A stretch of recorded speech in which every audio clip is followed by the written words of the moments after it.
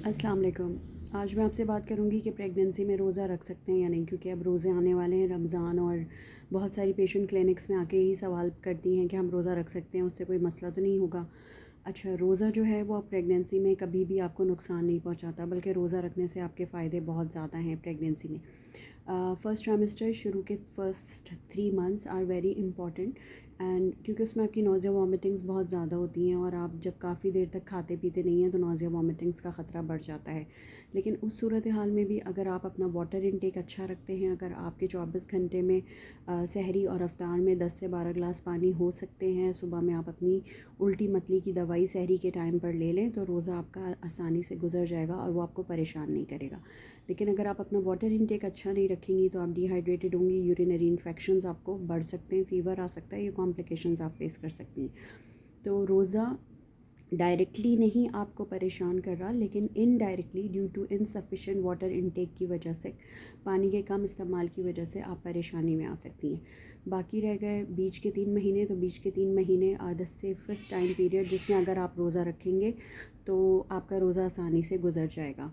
ज़्यादातर क्योंकि आपकी कॉमन कंप्लेंट्स नोज़िया वॉमिटिंग सब बीच के 3 महीनों में सेटल हो चुकी होती हैं, और दवाइयाँ वगैरह आप सब अपनी रेगुलर लें। ज़्यादातर बेहतर है कि आयरन आप रात में लें और कैल्शियम की गोली सुबह में ले लें। कैल्शियम की गोलियाँ सुबह में लेने से आप हमेशा एनर्जेटिक रहते हैं, और आयरन अगर आप सुबह में लेंगे तो आयरन वैसे ही आपके स्टमक को इरिटेट करेगा और फिर आपको परेशानी होगी। तो अच्छा है आयरन आप रात में लें और कैल्शियम आप सुबह में लें, और फॉलिक एसिड भी आप आयरन के साथ ले लें रात में।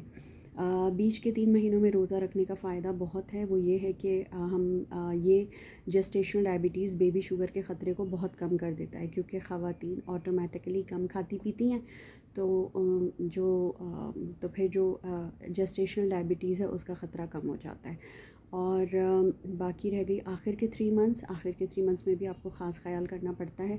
अगर आप वाटर इनटेक अच्छा नहीं रखेंगे तो बच्चे का लाइकर कम हो सकता है, डिहाइड्रेशंस की वजह से आपको यूरिनरी इन्फेक्शंस हो सकते हैं।